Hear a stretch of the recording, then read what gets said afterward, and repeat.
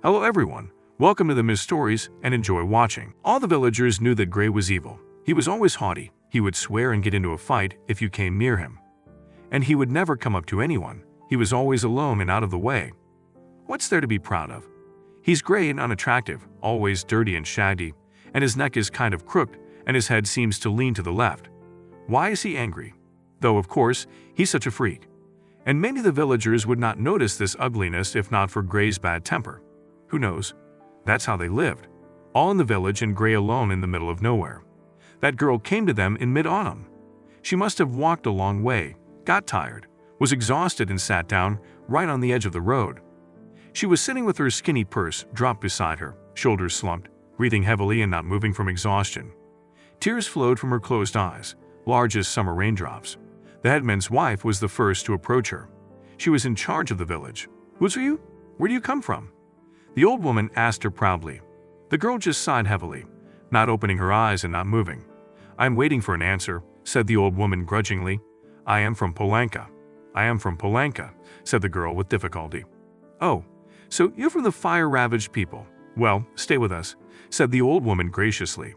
And she smoothed out her sarafan and proudly straightened her shoulders and went away full of dignity and consciousness of the accomplished duty. Other women came up to look at the fire woman. Poor thing, such a terrible fire. The whole village burned out, so far away, all alone. I'd probably die of fright. It's horrible. We had a little chat and left. Everyone's got their own things to do, not to be bothered with. It got colder in the evening. The girl got her breath back a little, but the chills started to hit her. She had to make herself comfortable for the night. She looked around. There was no one in the street. All were sitting in their huts, near warm stoves, and on the table in each hut there was a hot supper. Tears flowed from the girl's eyes again. She suddenly felt unspeakably sorry for herself, hungry, freezing on the empty country road. "I should have tried and walked to the next village. They would probably have let me into some house there. Maybe I would have slept on a warm stove by now," she whispered sorrowfully, and she closed her eyes and lay down on the cold ground, about to die. "Come on, stop being cold," someone pushed her by the shoulder. The girl opened her eyes. In front of her stood an ugly, disheveled guy with a slightly crooked neck. "Who are you?" the firebrand sobbed. "Gray. Come on, there'll be a frost tonight. You'd better not stay here." She said nothing more and obediently followed him. Gray's hut was also dirty and unkempt. But it was so warm there, and the dinner was so good, that the girl felt as if she had gone to that magic lake she had heard so much about at home. The water there is always clear and warm.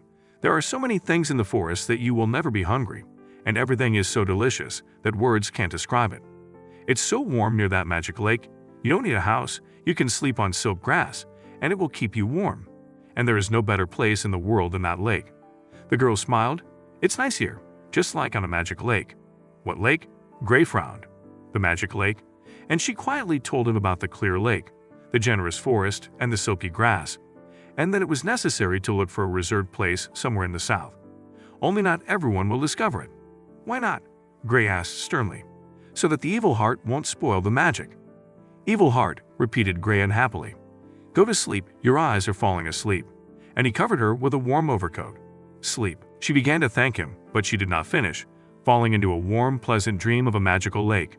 She woke up to a hair that had come loose from her disheveled braid and was tickling her nose. She sneezed, shook her head, and involuntarily marveled at the bowl of hot and very appetizing-looking porridge on the table.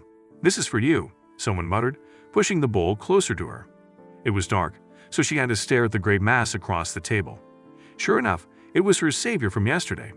"Thank you," she thanked, scooping up just a little bit with her spoon. And suddenly she remembered. "And you?" "And we've already eaten," Gray seemed to smile.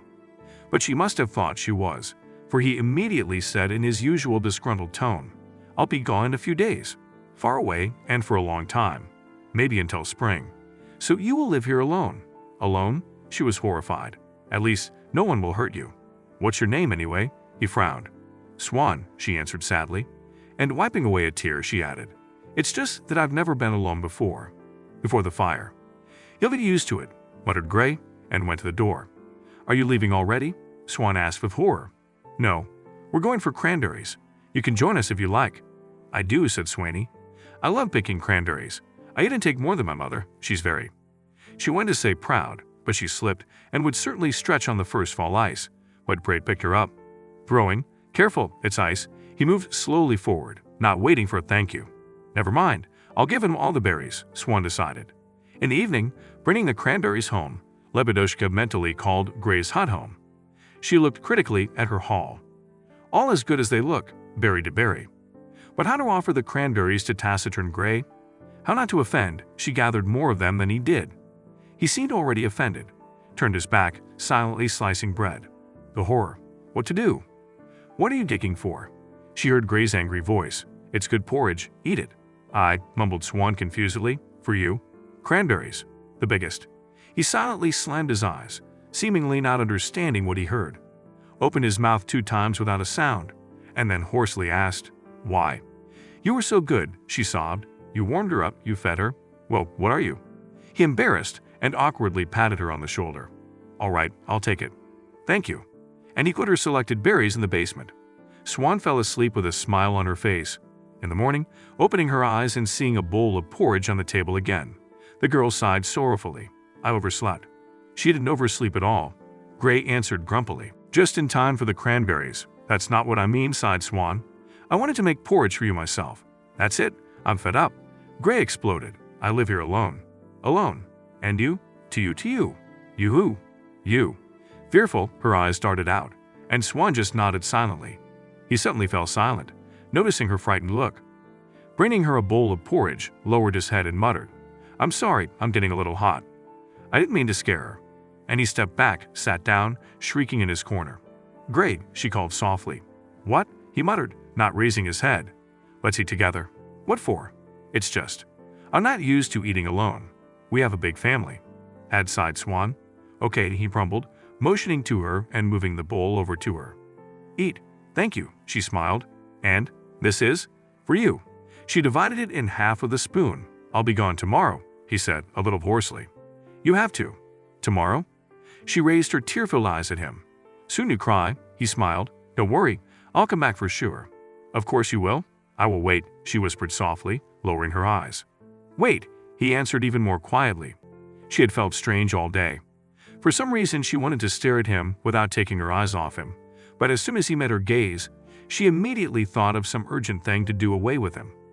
The preparations for departure passed in a somewhat mindless rush. Gray had nothing much to prepare. He put some food in his shoulder bag, showed Swan what he had in his hut, and that was the end of the preparations. I'll see her off, she decided, but she overslept again. She woke up with a feeling of complete loneliness. Gone, she said before she noticed Gray was gone. But there was a bowl carefully covered with a towel on the table. Swan laughed merrily to herself. She cleaned the hut, washed the table, the bench, the window, the floor. Tired but happy, she went outside to take a break.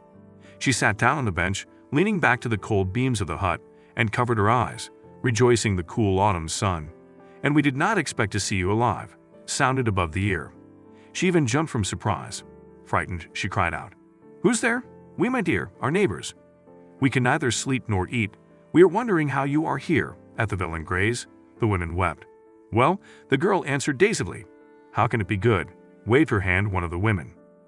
What can be good about Gray? What could be bad? I'm still a little frightened, asked the Swan. Oh no. The women waved their hands. It's Gray. He's a lunatic, he is. And before she had time to open her mouth, she was bombarded with tales of Gray's evil deeds. How he staked that one, sent him away, insulted that one, got into a fistfight. When it came to how Gray summoned an evil spirit in the bathhouse, Lebedushka was already standing with her hands to her sides. Well, my beloved neighbors, she began in a low voice. Why don't we go?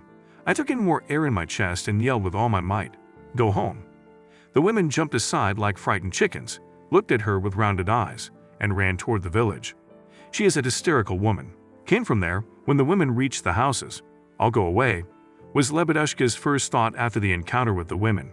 Wherever I can see, as long as I stay away from this filthy place. And suddenly, as if lightning struck her with a completely different thought. And him? He is sure that I will wait for him. Here. She sat down on the bench, tiredly put her hands on her knees. What to do now?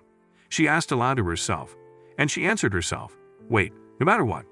The neighbors, however, did not bother her anymore. What could I take from a seizure-stricken woman? The Gray one was just right for her. That's what she needed. No more pity for the wretched stranger.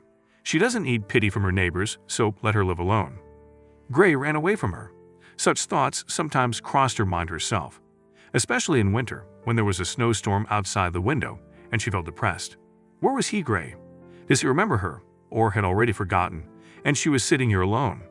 In particularly desperate moments, she would say to herself, "I'll go in the spring. As soon as the snow melts, I'll leave. I have nothing to do here." But the snow had melted, the sun was warming up, the first buds were blooming on the trees, and she was still waiting. She was afraid she would never see him again. One of the days was particularly rainy. The grayness and dampness made her gloomy.